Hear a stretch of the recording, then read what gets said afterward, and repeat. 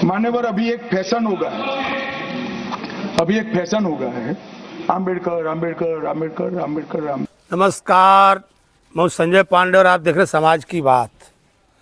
आपने देखा होगा कि कल राज्यसभा में देश के गृह मंत्री अमित शाह, जो कि बीजेपी के चाणक्य कहे जाते हैं, उन्होंने संविधान पर जो बहस चल रही थी उसके दौरान एक बात कही। उन्होंने कहा कि देश में कैसा फैशन सा चल गया है कि लोग अम्बेडकर अम्बेडकर अम्बेडकर अम्बेडकर इतनी बार अम्बेडकर का नाम लेते हैं कि अगर वो इतनी बार भगवान का नाम लिए होते तो 7 जन्मों के लिए स्वर्ग में चले जाते। मान्यवर, अभी एक फैशन हो गया है आम्बेडकर आम्बेडकर आम्बेडकर आम्बेडकर आम्बेडकर आम्बेडकर। इतना नाम अगर भगवान का लेते तो 7 जन्मों तक स्वर्ग मिल जाता। अच्छी बात है ना? सुनिए तो, सुनिए ना, आप सुनिए ना, मैं बताता हूं। हमें तो आनंद है कि आम्बेडकर का नाम लेते हैं। आम्बेडकर का नाम अभी 100 बार ज्यादा लो, परंतु साथ अर्थ में आम्बेडकर जी के प्रति आपका भाव क्या है ये मैं बताता हूं। जी हाँ, और यही वह बात है। हालांकि वो कांग्रेस को घेर रहे थे, कांग्रेस को घेरने के लिए अपनी भूमिका में उन्होंने ऐसा कहा, लेकिन विपक्ष को बैठे बिठाए एक मुद्दा मिल गया। अब विपक्ष ये कहने लगा है, उनके जो भाषण का ये अंश था उसको दिखा करके कहने लगा कि नहीं, ये जो आरएसएस के लोग हैं, जो बीजेपी के लोग हैं, ये बाबा साहेब को मानते नहीं हैं। में जिस तरह से डॉक्टर बाबा साहब अंबेडकर का जिक्र करते करते वो एक बात बोल गए, वो बात बहुत ही आपत्तिजनक है। उन्होंने जब ये कहा कि जितनी बार अंबेडकर अंबेडकर अंबेडकर करते हो, इतनी बार भगवान का नाम लेते, तो इस देश के दलितों के लिए, पिछड़ों के लिए, आदिवासियों के लिए डॉक्टर बाबा साहब अंबेडकर ने जो काम किया है वो भगवान ही करता है। इस देश के पिछड़ों के लिए, दलितों के लिए डॉक्टर बाबा साहब अंबेडकर भगवान ही हैं। एक बहुत बड़ा समाज है जो उन्हें भगवान की तरह मानता है। तो मुझे लगता है कि ये बात आपत्तिजनक है। या ये जो उनका कहना था कि जो दलित हैं, आदिवासी हैं, ओबीसी हैं, वो वाकई उनको भगवान मानते हैं। तो स्वर्ग में जाने वाली बात तो अपने जगह है, लेकिन हम उनको भगवान मानते हैं, ये उनको भगवान, ये कहना है कांग्रेस का। और कांग्रेस ये चाहती है कि उसको एक स्टार्टअप मिल जाए, शायद इसी बहाने कुछ उसको ऐसे मौके मिल जाए जिससे वो थोड़ा सा अपना कुछ जो पड़ रहा है वो भारी कर सके। हालांकि अमित शाह, ये तो राजनीति में हर जगह होता है, चाहे वो बीजेपी हो या कांग्रेस हो, हर कोई अपने काम भर की बातें उसमें से लेता है। पूरे अगर देखा जाए तो हड़िये के चावल में से सिर्फ एक चावल ही लेता है। वही हाल है। जबकि अमित शाह घेर रहे थे, उन्होंने कहा कि अगर अम्बेडकर जी के बारे में लोगों ने सोचा होता तो उनके साथ जो अन्याय हुआ या उनको जो कब कहाँ नहीं भेजा गया, कब क्या बनाया गया, पूरा इतिहास वो कुरेदना चाहते थे। लेकिन शुरुआत में उन्होंने विपक्ष को बैठे बिठाए एक मुद्दा दे दिया। आपने देखा होगा कि अब की बार लोकसभा इलेक्शन में इसी तरह का एक मुद्दा बीजेपी को भारी पड़ गया था, जब लल्लू सिंह ने यह कह दिया था कि अगर 400 पार हो जाएंगे तो हम संविधान बदल देंगे। और देखा जाए, दरअसल हकीकत तो ये है कि हमारे देश में अभी भी शिक्षा का काफ़ी अभाव है।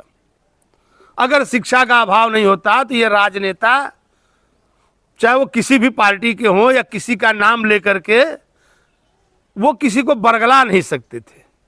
आज जमाना बीत गया नेताओं के नाम पर। अगर आप देखेंगे तो अभी कुछ दिन पहले सदन में प्रियंका गांधी ने कहा था कि आप लोग नेहरू नेहरू करके नेहरू पर कब तक, नेहरू के द्वारा जो आपको कमाई होती है उसको कब तक आप लोग भुनाओगे, अपने काम को बताओ। और यही बात हमारे यहाँ अम्बेडकर को लेकर भी लागू होती है। अगर देखा जाए तो संविधान बना, सब जो बनना था वो बन गया। अब उसके बाद दलितों का कितना उत्थान हुआ, सोचने वाली बात यहाँ पर आती है कि क्या संविधान करके दलितों का भला होने वाला है। मैं आपको बताता चलूं, अगर आप पूरे देश में भ्रमण करेंगे तो आज भी सरकारी स्कूलों में, सरकारी अस्पतालों में अगर जाने वाले हैं तो वो दलित है। दलितों के बच्चे ही खिचड़ी खाते हैं। जो मिड डे मील की खिचड़ी बनती है उसमें से 90% दलितों के ही बच्चे होते हैं जो जाते हैं, खिचड़ी खाते हैं और स्कॉलरशिप लेकर के घर पे चले आते हैं। आज भी अगर देखा जाए तो किसी को भी उनकी पड़ी नहीं है, या सही मायने में सरकार जो खर्च कर रही है उससे उनका भला हो नहीं रहा है। शायद जो उनके नाम पर राजनीति करते हैं वो सिर्फ उनका वोट लेते हैं, सिर्फ उनके वोट की बात करते हैं। अगर देखा जाए तो सही मामले में जो विकास का पैमाना है उस पर उनको आगे बढ़ाया नहीं गया। आज़ादी के इतने वर्षों बाद, चाहे वो संविधान के लिए कोई दिवस मना लें, चाहे तो आज़ादी का दिवस मना लें, चाहे जो दिवस मना लें, लेकिन बात कहीं ना कहीं अभी पीछे ही रह गई। और सिर्फ उनको एक झुंझुना पकड़ा दिया गया कि बस आप बाबा साहब अम्बेडकर के नाम पर जिसको वोट चाहिए, चाहे वो महाराष्ट्र में बाबा साहब अम्बेडकर के खानदान वाले हों, चाहे उनके नाम पर पार्टी चलाने वाले हों, सबका बस वही काम है कि उनका नाम लो, बाबा साहब का नाम लो और अपने लिए वोट जमा करो। और दलितों को किसी की पड़ी नहीं है। और मैं अपने कई वीडियो में यहाँ तक बता चुका था कि खासकर दलित समुदाय से आने वाले वो लोग जो कि अभी भी आपने हाल ही में देखा होगा कि बड़ा बाउंडर हुआ था कि नहीं, वो सब कैटेगरी वाली बात आई थी आरक्षण में कि कैटेगरी जो आरक्षण है उसके अंदर कैटेगरी होगी। उस पर आपने देखा होगा कितना बवाल था। तो दलितों के जो अगड़े नेता थे या दलितों में जो आगे चले गए थे वो अपने आप को उससे अलग नहीं करना चाहते। वो चाहते थे कि जो मलाई आए पहले हम ही खाएं, भले उनका भाई न पाए। और जब सदन में दुहाई देनी होगी संविधान की तो देंगे, बाबा साहब अम्बेडकर की देंगे, उनका नाम लेंगे, उनके नाम से वोट लेंगे। लेकिन जब भलाई वाली बात आएगी तो कहेंगे मेरे बच्चे का पहले नंबर आना चाहिए। तब उनको अपना दिखता है। मैं अगर नाम गिनाने लगूं तो पूरे देश में ऐसे नेताओं की बहुत बड़ी लिस्ट है, चाहे वो किसी भी पार्टी में हो। मैं पार्टी वाइज बात नहीं कर रहा हूँ, चाहे किसी भी पार्टी में हो। ऐसे ऐसे नेता हैं जो सिर्फ वोट के लिए ही बाबा साहब का नाम लेते हैं और बाकी कुछ उनको लेना देना नहीं है। उनको अगर सिर्फ और सिर्फ अपना भला चाहिए।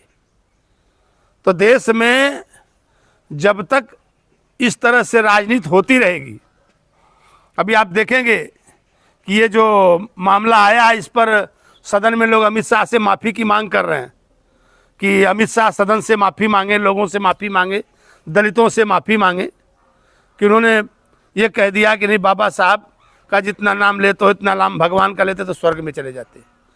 क्योंकि आजकल की राजनीति ही ऐसी हो चुकी है कि लोगों को सिर्फ और सिर्फ चाटुकारिता पसंद है। उन्हें किसी का भला नहीं चाहिए। जिसका भला हो चुका है वो अपना ही भला करेगा। फिर मैं अपने अगले वीडियो में मिलूंगा, तब तक के लिए धन्यवाद।